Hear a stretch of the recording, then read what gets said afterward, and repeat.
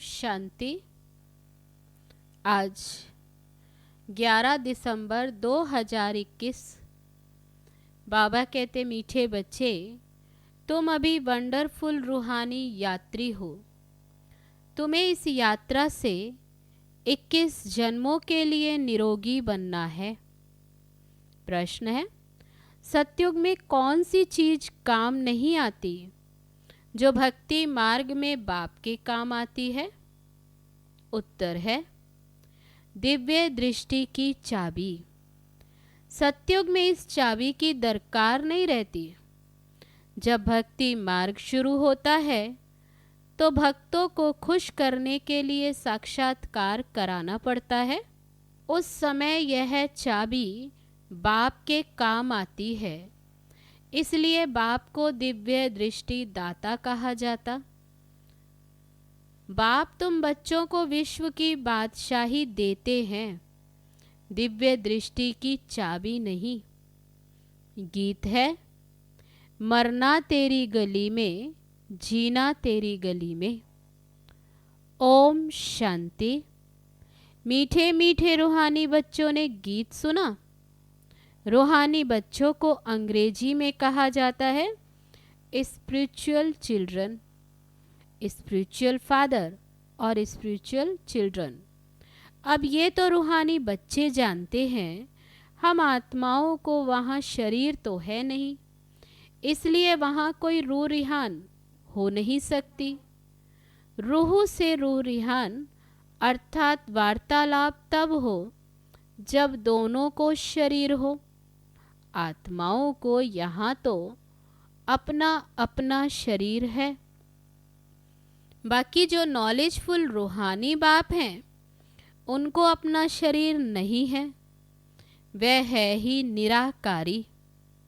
बच्चे समझते हैं कि शांति धाम में हम आत्माएं अशरीरी रहती, जैसे बाप भी अशरीरी व विचित्र है, ऐसे तुम आत्माएं भी बिना शरीर के वहाँ रहती हो। ये समझने की बात है। कहते भी हैं नंगे आए नंगा जाना है, यानी ये शरीर रूपी वस्त्र वहाँ नहीं होगा। आत्मा जब शांति धाम में रहती है तो अशरीरी है, शांति में रहती। अब रूहानी बाप ये नॉलेज देते हैं, सारी दुनिया में रूहानी बाप और कोई है नहीं, और सभी हैं जिस्मानी बाप। रूहानी बाप खुद कहते हैं मैं अशरीरी हूँ। बात करने समय शरीर का आधार लेना पड़ता है। भल शास्त्रों में अक्षर है कि प्रकृति का आधार लेना पड़ता है, परंतु बाप समझाते हैं प्रकृति का तो शरीर बना हुआ है, मैं साधारण शरीर का आधार लेता हूँ।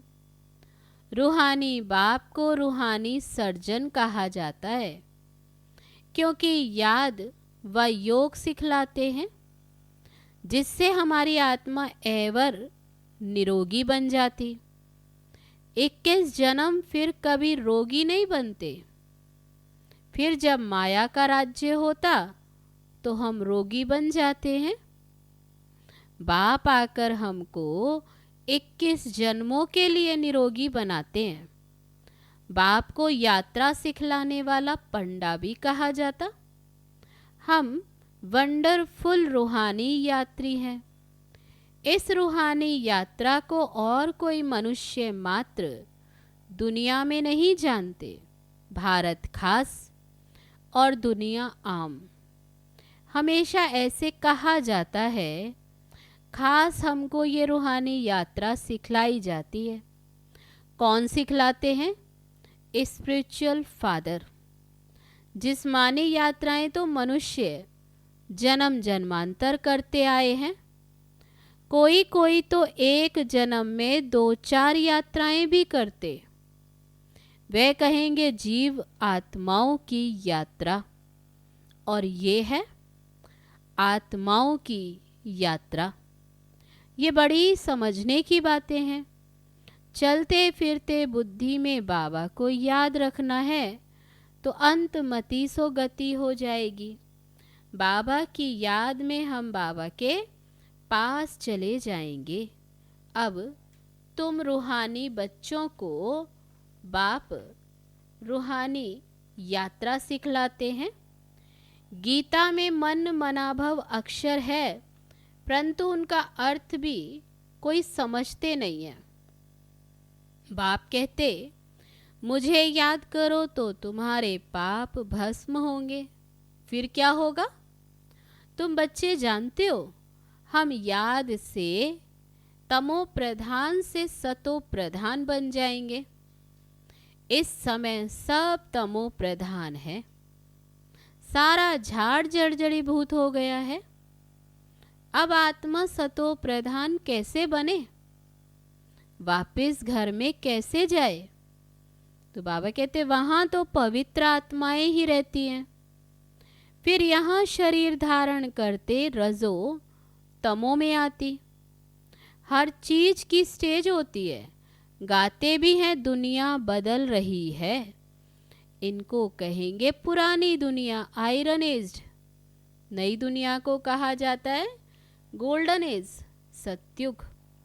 अब बच्चों की बुद्धि में ये होना चाहिए कि जब सतयुग था तो आदि सनातन देवी देवता धर्म था। अभी वह धर्म नहीं है। डिटिज्म, इस्लामिज्म, बुद्धिज्म, क्रिश्चियनिज्म ये मुख्य हैं। युगों पर भी समझाया है, मुख्य हैं 4 युग। बाकी यह ब्राह्मणों का है संगम युग, गुप्त। परम पिता परमात्मा ही आकर ब्राह्मण, देवता, क्षत्रिय धर्म की स्थापना करते। ये सब बातें अभी बच्चों को याद रखनी है और अपना बुद्धि योग एक बाप के साथ रखना है। मूल बात ही है विकर्मा जीत बनने की। तब मुख्य बात है, बाबा कहते विकर्मा जीत बनना, कि बरोबर हम सतो प्रधान पवित्र थे। असल में 24 कैरेट सोना था। फिर सतों में आए 22 कैरेट बने। फिर रजों में आए 18 कैरेट। तमों में 9 कैरेट बने। सोने की डिग्री होती है। ये आत्मा की ही बात है। आत्मा की ही स्टेजेस कम होती चली गई, डिग्री कम होती गई। जैसे भ्रमरी छीछी कीड़ों को ले आती है, उनको बैठ आप समान बनाती है। तुम भी ये ज्ञान की भू भू कर मनुष्य से देवता बनाते हो।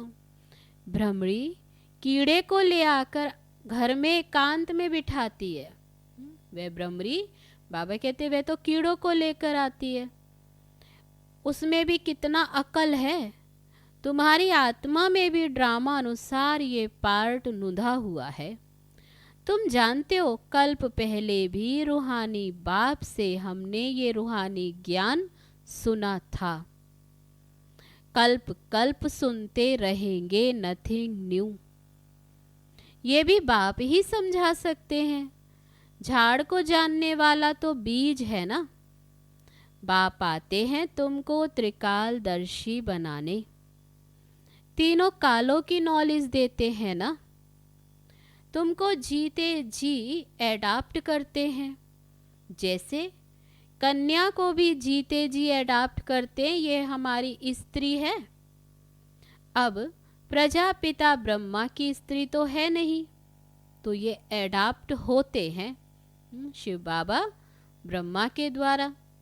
तो बाबा कहते परम पिता परमात्मा ब्रह्मा द्वारा एडाप्ट करते। तुम भी कहते हो ये हमारा बाबा है। परम पिता परमात्मा बाप भी कहते हैं तुम मेरे बच्चे हो। वह शिव बाबा है रूहानी, ये प्रजापिता ब्रह्मा दादा है जिस्मानी। रूहानी बाप जब तक शरीर में ना आए, शिव बाबा ब्रह्मा तन में ना आए तो नॉलेज कैसे सुनाए? परम पिता परमात्मा को ही नॉलेजफुल कहा जाता। कोई भी प्रकार की नॉलेज हमेशा आत्मा में ही रहती है। जिस्मानी नॉलेज भी आत्मा ही पढ़ती है ना। परंतु तमो प्रधान होने के कारण आत्म अभिमान कोई को रहता ही नहीं। आत्म अभिमानी तुम अभी बनते हो। बाबा कहते सतयुग में ये बातें नहीं समझाई जाती। इस समय बाप कहते तुम अपने को आत्मा समझ बाप को याद करो, क्योंकि पापों का बोझा इस समय सिर पर है, वह उतारना है। बाप को बुलाते भी इस समय है कि आकर हम पतितों को पावन बनाओ। आत्मा ही इम्प्योर तमो प्रधान बनी है, इसलिए बाप को याद करती। भक्त कोई भी नहीं जानते कि परम पिता परमात्मा कोई बिंदी है। बिंदी का तो मंदिर बना न सके, शोभा ही नहीं होगी। एक तो लिंग बनाते, फिर साक्षात्कार के लिए कहते हजारों सूर्यों से तेजोमय है।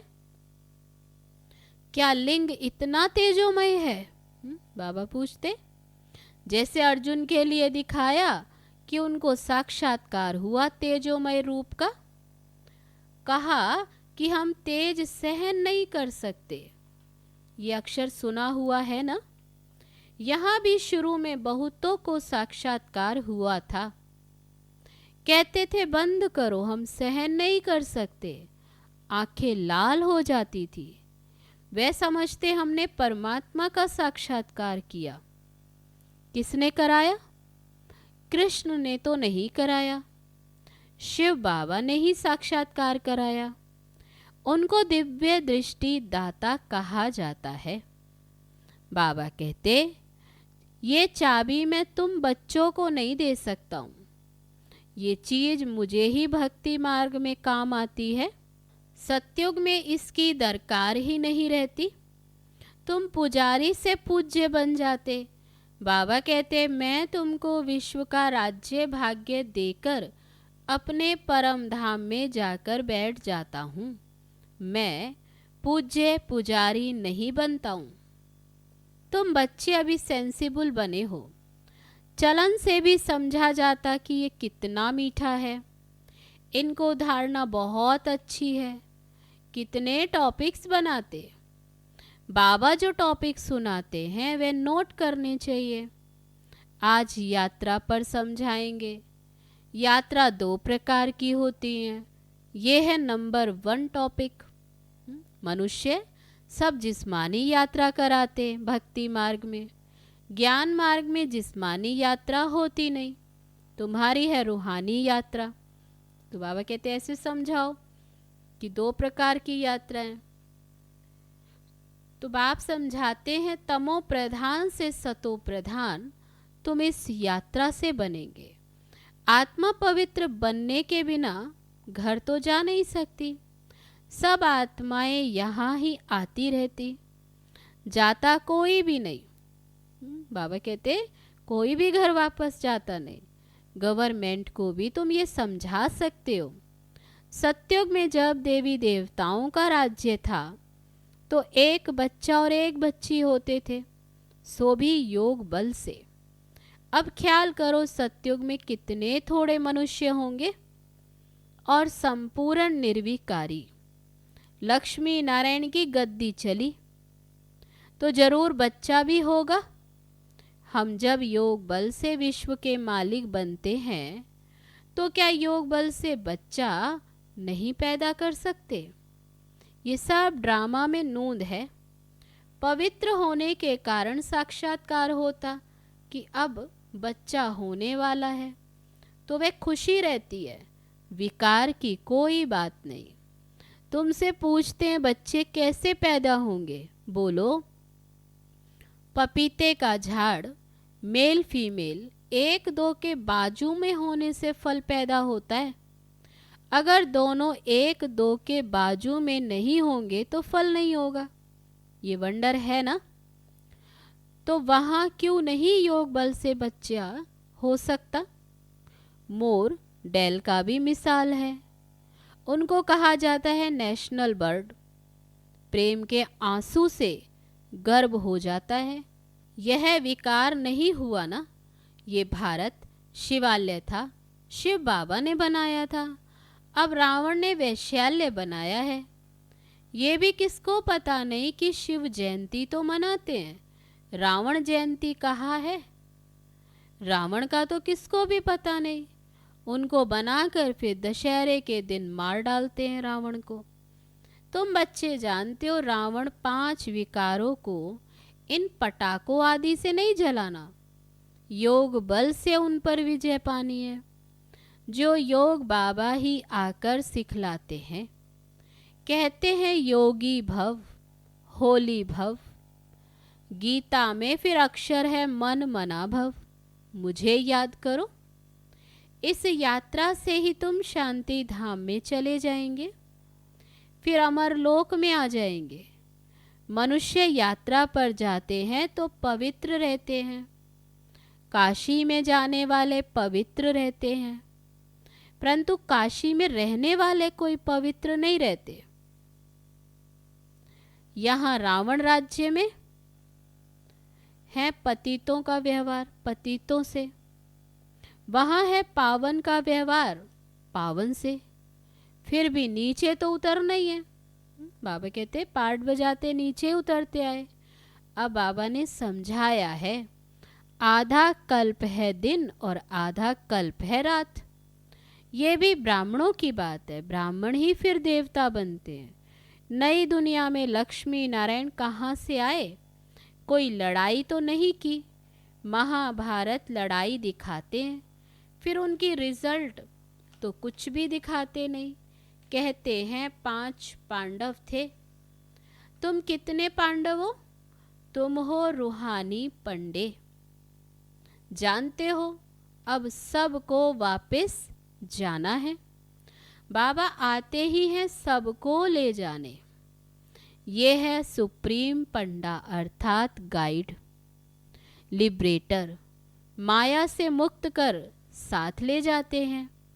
साथ में ले जाने वाला गाइड तो जरूर चाहिए। ये बातें बुद्धि में अच्छी रीति याद रहनी चाहिए। वह शास्त्र तो छपे हुए होते हैं, कोई भी जाकर पढ़ सकते हैं। ये ज्ञान तो बाप ही देते हैं, फिर शास्त्र पढ़ने की बात ही नहीं। बाप से सुनकर धारणा करनी है। नंबर 1 है याद की यात्रा, उनसे ही पवित्र बनेंगे। बाबा कहते हिस्ट्री ज्योग्राफी तो कोई भी समझा ना सके, यात्रा में बहुत कच्चे हैं, याद में ही विघन पड़ेंगे। नॉलेज तो बहुत सहज है। बाबा समझाते ये ड्रामा का चक्र है, उनमें 4 भाग हैं इक्वल। लाखों वर्ष आयु होती तो मनुष्य कितने बढ़ जाते। गवर्नमेंट भी कितना कहेगी कि बर्थ ना हो, ये तो बाप का ही काम है। वह सब तो जिस्मानी युक्तियां निकालते रहते। बाबा की ये है रूहानी युक्ति, बर्थ कंट्रोल करते। बाबा कहते मैं आता ही हूँ अनेक धर्मों का विनाश कर एक धर्म की स्थापना करने। एक मत सत्युग में ही होगा, यहाँ थोड़े ही हो सकता। अपने को भाई भाई कोई समझते ही नहीं। बाप बच्चों को बहुत युक्तियाँ समझाते रहते। अपने पास टॉपिक्स की लिस्ट रखनी चाहिए। एक एक टॉपिक बहुत फर्स्ट क्लास है। बाबा कहते तुम बच्चों को जास्ती टां टां नहीं करनी, सिर्फ कहना है शिव बाबा कहते हैं सब आत्माओं का बाप मैं परम आत्मा हूँ। मुझे ही भगवान कहा जाता, कोई मनुष्य को भगवान नहीं कह सकते। रूहानी यात्रा और जिस्मानी यात्रा की टॉपिक बहुत अच्छी है। तब बाबा कहते ये समझाओ, जिस्मानी यात्रा मृत्युलोक में होती है और यह मृत्युलोक है, वह है अमरलोक। तुम बच्चे कल्प कल्प बाप के साथ मददगार बनते हो, बाप के साथ सर्विसेबल। तो बाबा कहते इसलिए तुम हो रूहानी स्वीट चिल्ड्रन। बाबा कहते कल्प कल्प बाप के साथ मददगार बनते, इसलिए तुम हो रूहानी स्वीट चिल्ड्रन। अच्छा, मीठे मीठे सिकी लदे बच्चों प्रति मात पिता बाप दादा का याद प्यार और गुड मॉर्निंग। रूहानी बाप की रूहानी बच्चों को नमस्ते। हम रूहानी बच्चों की रूहानी बाप दादा को नमस्ते नमस्ते। ओम शांति। अब है धारणा के लिए मुख्य सार। पहली पॉइंट, खुद सेंसिबल बनकर दूसरों को भी बनाना है। अपनी चलन बहुत रॉयल और मीठी रखनी है। दूसरी पॉइंट, रूहानी यात्रा पर तत्पर रहना है। अपने पास अच्छी टॉपिक्स नोट रखनी है। एक एक टॉपिक पर विचार सागर मंथन करना है। अब है आज का वरदान। अंतर स्वरूप में स्थित रहे। अपने व बाप के गुप्त रूप को प्रत्यक्ष करने वाले सच्चे स्नेही भव। जो बच्चे सदा अंतर की स्थिति में अथवा अंतर स्वरूप में स्थित रह अंतर्मुखी रहते हैं, वे कभी किसी बात में लिप्त नहीं हो सकते। पुरानी दुनिया, संबंध, संपत्ति, पदार्थ जो अल्पकाल और दिखावा मात्र हैं, उनसे धोखा नहीं खा सकते। अंतर स्वरूप की स्थिति में रहने से स्वयं का शक्ति स्वरूप जो गुप्त है वह प्रत्यक्ष हो जाता है और इसी स्वरूप से बाप की प्रत्यक्षता होती है। तो ऐसा श्रेष्ठ कर्तव्य करने वाले ही सच्चे स्नेही हैं। अब है आज का स्लोगन। निश्चय और जन्मसिद्ध अधिकार की शान में रहो तो परेशान नहीं होंगे। अच्छा, ओम शांति।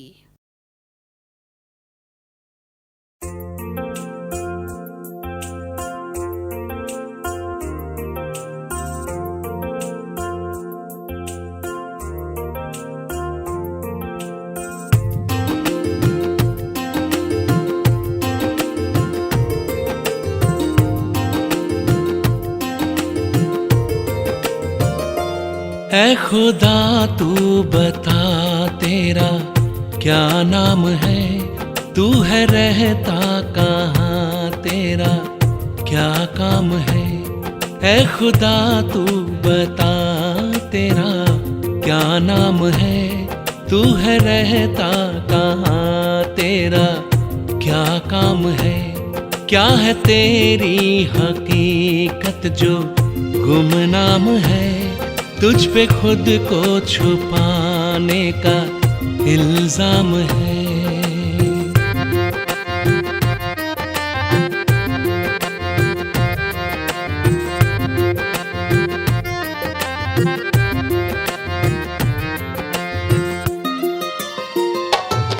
तूने दुनिया बनाई क्यों, मकसद बता। तूने दुनिया बनाई क्यों, मकसद बता। रूहें इसमें बसाई क्यों, मतलब जता। रूहें इसमें बसाई क्यों, मतलब जता। तेरे जलवों से रोशन ज़मीं आसमां, क्यों किसी को नजर तू ना आता यहाँ। तेरी पर्दा नशीनी का अंजाम है ढूंढता।